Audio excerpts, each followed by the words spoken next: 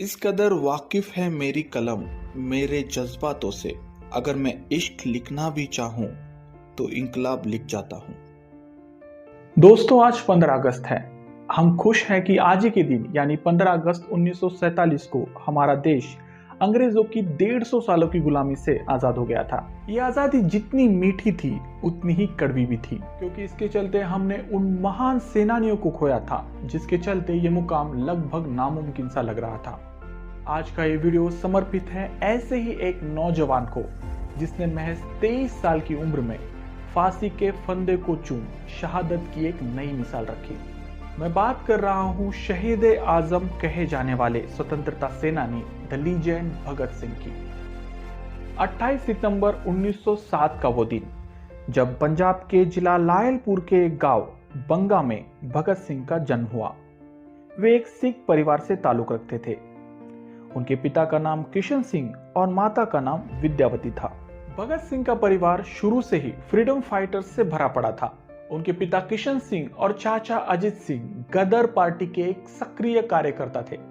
लिहाजा बचपन से ही भगत सिंह के दिल में देशभक्ति की भावना कूट कूट कर भरी पड़ी थी। ये वो दौर था जब महात्मा गांधी के नेतृत्व में सारे देश में ब्रिटिश रूल्स के खिलाफ नॉन कोऑपरेटिव मूवमेंट यानी असहकार आंदोलन छिड़ चुका था।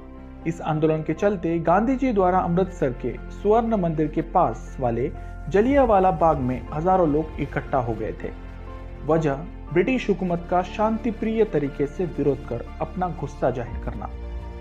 सब कुछ पीसफुली चल रहा था। मंच पर गांधी जी भाषण दे रहे थे और नीचे खड़े लोग उसे शांति से सुन रहे थे। बीच बीच में भारत माता की जय वाले नारे भी लोगों द्वारा दिए जा रहे थे। इतने में कहीं से गोलियों की आवाज सुनाई देती है। एक ब्रिटिश बटालियन के साथ पूरे बागीचे को घेरे खड़ा brigadier general Reginald Edward Dyer जोर जोर से फायर फायर चिल्ला रहा था। उसके इस ऑर्डर्स के चलते हजारों गोलियां एक साथ जलियांवाला बगीचे में खड़े लोगों के तरफ चल रही थी। अब चारों तरफ अफरा तफरी मच चुकी थी। लोग अपनी जान बचाने खातिर इधर उधर भाग रहे थे। कोई जमीन पर लेट रहा था तो कोई बगीचे में स्थित कुएं में कूद रहा था। डायर इतना बौखला गया था कि उसने निहत्ती औरतें और बच्चों पर भी तरस नहीं खाया। इस दुर्घटना में हजारों लोगों की जान चली जाती है, वही कई लोग घायल हो जाते हैं। उस समय भगत सिंह महज 12 साल के थे।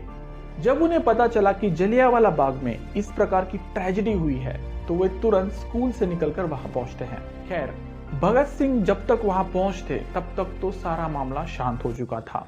जमीन पर पड़ी डेथ बॉडीज को उठाकर बागीचे के बाहर लाया जा रहा था। कुछ लोग कुएं में फंसी अधमरी लाशों को भी बाहर निकालने का काम कर रहे थे। सारी जमीन खून की वजह से लाल हो पड़ी थी।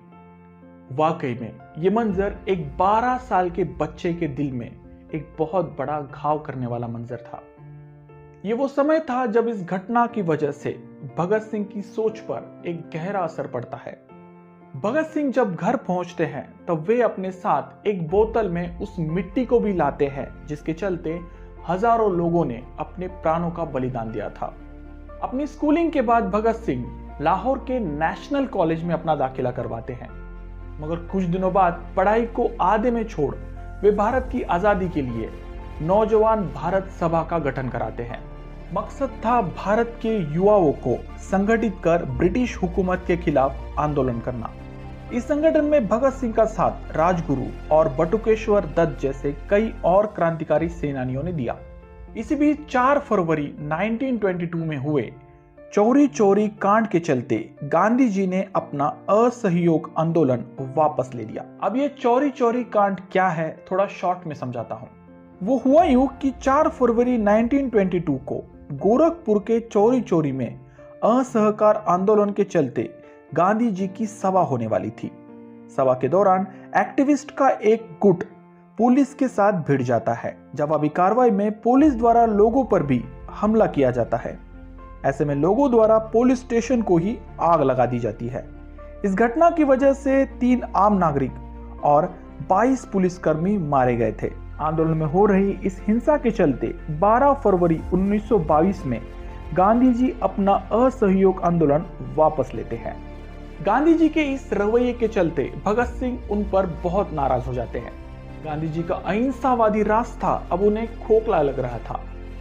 अन्याय के खिलाफ हथियार उठाना हिंसा नहीं होती। बस इसी सोच के साथ भगत सिंह अपने संगठन को एक सशस्त्र रूप देते हैं। इसके चलते वे अपने साथियों के साथ हिंदुस्तान रिपब्लिक एसोसिएशन से भी जुड़ चुके थे। हिंदुस्तान रिपब्लिक एसोसिएशन ये एक ऐसा क्रांतिकारी संगठन था जिसे चंद्रशेखर आजाद और राम प्रसाद बिस्मिल जैसे अनुभवी क्रांतिकारी चला रहे थे। यह एक गुप्त संगठन था जो चोरी छुपे ब्रिटिश गवर्नमेंट के कामों में बाधा डाल रहा था, जैसे कि ट्रेन लूटना, सरकारी दफ्तरों की तोड़फोड़ करना, सरकारी खजाने को लूटना इत्यादि। 9 अगस्त 1925 का वो दिन जब इस संगठन द्वारा एक ट्रेन को लूटा गया। इस प्लान के मास्टरमाइंड थे राम प्रसाद बिस्मिल। प्लान के मुताबिक संगठन के एक सदस्य राजेंद्र नाथ लाहिड़ी लखनऊ के काकोरी रेलवे स्टेशन से छूटी सहारनपुर लखनऊ पैसेंजर को चैन खींचकर रोकते हैं। ट्रेन के रुकते ही अशफाउल्लाह खां, चंद्रशेखर आजाद और 6 और सेनानियों ने जमकर धावा बोलते हुए सरकारी खजाना लूट लिया। इस हमले के बाद ब्रिटिश हुकूमत अब पूरी तरह से चौकन्ना हो चुकी थी। ऐसे में वे अपने जासूसों की मदद से हिंदुस्तान रिपब्लिक एसोसिएशन के गुप्त अड्डों पर धावा बोल 40 क्रांतिकारियों को हिरासत में ले लेती है। इन 40 क्रांतिकारियों पर ब्रिटिश हुकूमत के खिलाफ सशस्त्र युद्ध छेड़ने, सरकारी खजाने को लूटने और पैसेंजर्स की हत्या करने के आरोप लगाए जाते हैं, जिसके तहत राजेंद्र नाथ लाहिड़ी, पंडित राम प्रसाद बिस्मिल, अशफाउल्लाह खां और ठाकुर रोशन सिंह को फांसी दी गई। बाकी बचे 16 क्रांतिकारियों को काला पानी भेज दिया जाता है। इस घटना में चंद्रशेखर आजाद बच निकलने में कामयाब हो गए थे। ऐसे में वे भगत सिंह के साथ मिलकर फिर से संगठन की शुरुआत करते हैं। 1922 में आए साइमन कमीशन के विरोध में कई प्रदर्शन हो रहे थे, जिसका नेतृत्व लाला लाजपत राय के हाथों में था। उनकी अगुवाई में ही भगत सिंह और उसके साथी इस आंदोलन का मोर्चा संभाले थे। ऐसे में पुलिस की तरफ से लाठी चार्ज किया जाता है। एक ब्रिटिश एसपी स्कॉट के ऑर्डर से लाला लाजपत राय को लाठी चार्ज का मेजर टारगेट बनाया जाता है। लिहाजा इस जोरदार हमले की वजह से उनकी जान चली जाती है। लाला जी की मौत का बदला लेने के लिए भगत सिंह एक प्लान बनाते हैं, जिसका मकसद था एसपी स्कॉट का मर्डर। इस प्लान के तहत भगत सिंह और राजगुरु लाहौर पुलिस स्टेशन के सामने एक आम इंसान की तरह टहल रहे थे। उधर जयगोपाल पुलिस स्टेशन के गेट पर अपनी साइकिल लिए ऐसे बैठे थे जैसे कि वो साइकिल खराब हो और वो उसे ठीक कर रहे हैं। उनका काम था स्कॉट के बाहर निकलते ही सफेद रुमाल गिराकर भगत सिंह और राजगुरु को सतर्क करना। इन सभी के बीच चंद्रशेखर आजाद एक डिफेंडर का काम कर रहे थे, जो पास ही के स्कूल की दीवारों से लगकर बंदूक ताने तैयार थे। वो दिन था 17 दिसंबर 1928 का, जब शाम के करीब 4:15 बजे एक पुलिस अधिकारी पुलिस स्टेशन से बाहर आता हुआ दिखाई देता है। दरअसल ये एसपी स्कॉट नहीं बल्कि एएसपी सैंडर्स था। उस दिन स्कॉट एक इमरजेंसी छुट्टी पर था। इस बात की जानकारी किसी को नहीं थी। सैंडर्स को आता देख जयगोपाल, जो बाहर साइकिल रिपेयर करने का नाटक कर रहे थे, तुरंत अपना सफेद रुमाल गिराकर अपने साथियों को आगाह कर देते हैं। इस साइंस के चलते भगत सिंह और राजगुरु सतर्क हो चले थे। वे सैंडर्स के बाइक पर बैठने का इंतजार करते हैं ताकि उसे रोककर उस पर आसानी से हमला किया जा सके। जैसे ही सैंडर्स अपने बाइक के साथ कुछ दूर चलता है, उसके दूसरे ही पल भगत सिंह और राजगुरु उसके सामने आकर गोलियों की बौछार करते हैं। अचानक हुए इस हमले के चलते सैंडर्स की मौके वारदात पर ही मौत हो जाती है। इसके बाद भगत सिंह और राजगुरु दोनों ही भाग रहे थे कि एक सिपाही चचन सिंह उनका पीछा करना शुरू कर देता है। ऐसे में चंद्रशेखर आजाद उसे बीच रास्ते में ही रोक उसे आगे न बढ़ने की चेतावनी देते हैं, मगर फिर भी चचन सिंह अपने कदम आगे बढ़ाने की कोशिश करता है। ऐसे में मजबूर होकर चंद्रशेखर आजाद को उसे मारना पड़ता है। सैंडर्स की मौत ब्रिटिश हुकूमत के लिए एक चेतावनी थी। अगर वार करना है तो वार सहना भी पड़ेगा। मगर इस हादसे के चलते चचन सिंह की हुई मौत भगत सिंह और उसके साथियों को टेररिस्ट साबित करने के लिए काफी थी, जिसके तहत ब्रिटिश हुकूमत द्वारा हिंदुस्तान रिपब्लिक एसोसिएशन को एक टेररिस्ट एसोसिएशन घोषित कर दिया गया। जनता के मन में अपने संगठन के प्रति बढ़ते इस निगेटिव परसेप्शन के चलते भगत सिंह काफी नाराज हो रहे थे। उन्हें तलाश थी उस मौके की जिससे वे ये साबित कर सके कि उनका मकसद एक आजाद राष्ट्र का निर्माण है, ना कि आतंकवाद। इस घटना के कुछ महीनों बाद ब्रिटिशर्स द्वारा सेंट्रल असेंबली में 2 बिल्स पास किए जाने वाले थे। पहले बिल के तहत ब्रिटिशर्स अब किसी को भी विदाउट एनी रीजन गिरफ्तार कर सकती थी। वही दूसरे बिल वर्कर्स के राइट को तोड़ने वाला बिल था, जिसके तहत अब कोई भी वर्कर स्ट्राइक नहीं कर सकता था। 8 अप्रैल 1929 असेंबली प्रोसीडिंग की शुरुआती 5 मिनट पहले भगत सिंह और राजगुरु खाकी कपड़ों में असेंबली में दाखिल होते हैं। मकसद था प्रोसीडिंग शुरू होते ही वहां बम फोड़ इन 2 बिल्स पर अपनी आपत्ति जताना, और वैसा ही हुआ। प्रोसीडिंग शुरू होते के साथ ही भगत सिंह और उनके साथी बटुकेश्वर दत्त ने एक खुली जगह जहां कोई इंसान मौजूद नहीं था 2 बम फोड़े। हालांकि उनका मकसद किसी को हानि पहुंचाना नहीं था, बल्कि ब्रिटिश गवर्नमेंट के कानों को खोलना था, जिससे उन्हें जनता की आवाज सुनाई दे। खैर, इन बम के फूटते के साथ ही भगत सिंह और बटुकेश्वर दत्त ने इंकलाब जिंदाबाद, साम्राज्यवाद मुर्दाबाद के नारे लगाना शुरू कर दिया। इसी बीच वे दोनों चाहे तो भाग सकते थे, मगर उन्होंने ऐसा नहीं किया। लिहाजा ये पहले से ही तय था कि उन्हें भागना नहीं है, बल्कि सरेंडर करना है। ऐसे में वे दोनों असेंबली के फर्स्ट फ्लोर से एक जगह खड़े रहकर नारेबाजी कर रहे थे और साथ ही साथ कुछ पैम्पलेट्स को भी हवा में उड़ा रहे थे। इन पैम्पलेट्स में लिखा था कि बहरों को जगाने के लिए ऊंचा शोर करना जरूरी होता है। इसी बीच कुछ पुलिस कर्मचारी डरते हुए उन दोनों के पास जाकर उन्हें गिरफ्तार कर लेते हैं। उनकी तलाशी लेने पर दोनों के पास से एक एक पिस्टल्स बरामद की गई। भगत सिंह के पास से जो पिस्टल रिकवर की गई थी, ये वही पिस्टल थी जिससे एएसपी सैंडर्स की हत्या की गई थी।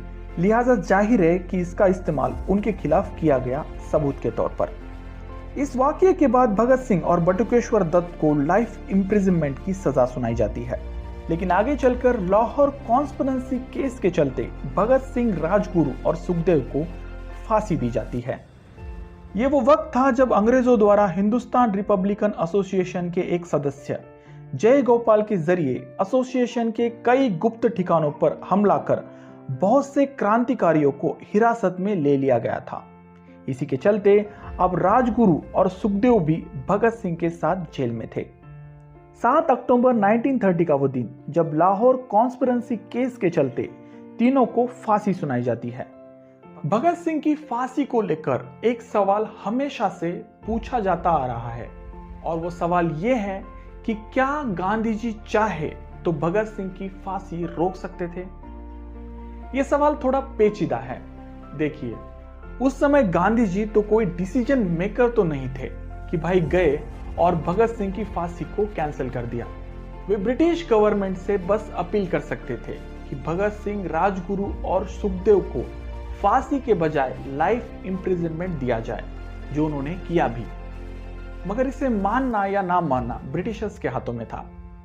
हाँ, यहां एक बात जरूर है, अगर गांधी जी चाहे तो कड़ा प्रदर्शन कर इस मामले को थोड़ा गर्म कर सकते थे, मगर उन्होंने ऐसा कुछ भी नहीं किया। गांधी जी स्वयं एक अहिंसावादी इंसान थे, लिहाजा उनके हिसाब से भगत सिंह का इतने खुले तौर पर समर्थन करना उनके उस हिंसात्मक नीतियों को भी अपनाना था जिसके वे सख्त से सख्त खिलाफ थे। ऐसे में भगत सिंह के फांसी को लेकर गांधी जी इतने सीरियस भी नहीं थे। उनका यह रवैया ताउम्र भगत सिंह, राजगुरु और सुखदेव की मौत का कलंक बनकर उनके साथ रहा, जिसे चाहकर भी वे मिटा ना सके। मगर यहाँ एक बात गौर करने वाली है, और वो ये थी कि गांधी जी कितना भी चाहे फिर भी भगत सिंह की फांसी को रोक नहीं सकते थे। उसकी वजह थी खुद भगत सिंह। भगत सिंह का खुद गिरफ्तारी देने का मकसद ही था देश के नाम शहीद होना। वे चाहते थे कि उनका ये बलिदान देश के युवाओं के प्रति एक सिंबल बन के रहे, जिसके चलते वे आजादी के तरफ अपना कदम बढ़ा सके। लिहाजा इस फांसी को रोकना उन्हें कतई मंजूर नहीं था। मगर दूसरी ओर जनता के मन में भगत सिंह के फांसी को लेकर ब्रिटिशर्स के खिलाफ गुस्सा उमड़ रहा था। लोग घरों से बाहर निकलकर जगह जगह विरोध प्रदर्शन कर रहे थे। मामले को बिगड़ता देख ब्रिटिशर्स द्वारा भगत सिंह, राजगुरु और सुखदेव को तय समय से एक दिन पहले ही फांसी दी जाती है। वो दिन था 23 मार्च 1931 का, जब शाम के करीब करीब 7:33 पर भगत सिंह, राजगुरु और सुखदेव को फांसी दे दी गई। अपनी आखिरी समय में भगत सिंह लेनिन की बायोग्राफी पढ़ रहे थे। जब जेलर उन्हें ले जाने के लिए सेल के बाहर पहुंचे, तब भगत सिंह ने पढ़ते पढ़ते ही एक हाथ से इशारा कर कहा, जरा रुकिए, पहले एक क्रांतिकारी दूसरे क्रांतिकारी से तो मिल ले। इसके 1 मिनट बाद उन्होंने किताब से अपना सर हटाया और कहा, ठीक है, अब चलिए। मेरा रंग दे बसंती चोला, ये वो गाना था जिसे गाते हुए भगत सिंह, राजगुरु और सुखदेव फांसी के फंदे की तरफ बढ़ रहे थे। अपनी आखिरी समय में भी इन तीनों के चेहरों पर मौत का खौफ नहीं था। फांसी के फंदे को चूमते हुए ये तीनों हंसते हंसते मौत को स्वीकार कर लेते हैं। इनकी फांसी के बाद कहीं कोई आंदोलन न भड़के, इसलिए अंग्रेजों ने उनके मृत शरीर के कई टुकड़े किए, फिर इन्हें बोरियों में भरकर फिरोजपुर ले गए, जहां सतलज नदी के किनारे इन्हें जलाया गया। उस वक्त सुबह हो चली थी। किनारे पर उठ रहे उस धुएं को देख उस गांव के लोग नदी की तरफ बढ़ रहे थे। लोगों को करीब आता देख अंग्रेज अधिकारी घबरा जाते हैं और लाशों को उसी अधजले अवस्था में नदी में फेंक वहां से भाग जाते हैं। जब गांव वाले नदी के किनारे पहुंचते हैं, तब उन्होंने उन लाशों को नदी से बाहर निकाला और सम्मानपूर्वक उसका दाह संस्कार किया। इस घटना के बाद भगत सिंह लोगों की नजरों में हमेशा के लिए अमर हो गए थे। भगत सिंह की जीवनी लिखने वाले उन्हें बेहद पढ़ाकू इंसान बताते हैं। जेल में रहते हुए भी उन्होंने कई किताबें पढ़ी। भगत सिंह मार्क्सवादी विचारों से प्रेरित थे, जो कम्युनिस्ट विचारधाराओं को सपोर्ट किया करते। उन्हें हिंदी भाषा के साथ साथ उर्दू, पंजाबी, इंग्लिश और बांग्ला भी आती थी। भगत सिंह को यह विश्वास था कि उनकी शहादत जनता के दिलों में आजादी के प्रति वो चिंगारी पैदा कर सकती है जिसे वे जिंदा रहते हुए नहीं कर पाते। और यही वजह थी कि फांसी की सजा सुनाई जाने पर भी उन्होंने कभी मर्सी पिटीशन यानी माफीनामा नहीं लिखा। ब्रिटिशर्स को लिखे गए एक लेटर में उन्होंने लिखा था कि उन्हें ब्रिटिश गवर्नमेंट के खिलाफ भारतीयों के युद्ध का प्रतीक मान एक युद्धबंदी समझा जाए और फांसी की बजाय गोली मार दी जाए। भगत सिंह का माफीनामा के बजाय इस तरह का खत लिखना ब्रिटिश हुकूमत के गालों पर एक करारा तमाचा था। भगत सिंह आज हमारे बीच नहीं है, मगर उनके विचार आज भी हमें प्रेरित करते हैं। चलिए जानते हैं उनके ऐसे ही कुछ विचारों को। जिंदगी तो सिर्फ अपने कंधों पर जी जाती है, दूसरों के कंधों पर तो सिर्फ जनाजे उठाए जाते हैं। मुसीबतें इंसानों को पूर्ण बनाने का काम करती है। हर स्थिति में धैर्य बनाए रखे। किसी भी इंसान को मारना आसान है, परंतु उसके विचारों को नहीं। महान साम्राज्य टूट जाते हैं जबकि उनके विचार बच जाते हैं। तो ऐसे थे शहीद आजम भगत सिंह। आपकी इनके बारे में क्या राय है, कमेंट बॉक्स में जरूर लिख के। वीडियो अच्छा लगे तो प्लीज इसे लाइक कर अपने दोस्तों में शेयर करना ना भूलें। और हाँ, कंटिन्यूस अपडेट के लिए चैनल को सब्सक्राइब कर बेल आइकॉन दबाएं। आप सभी को 15 अगस्त की हार्दिक शुभकामनाएं। तो मिलते हैं अगले वीडियो में ऐसे ही किसी लीजेंडरी बायोग्राफी को लेकर। तब तक के लिए धन्यवाद।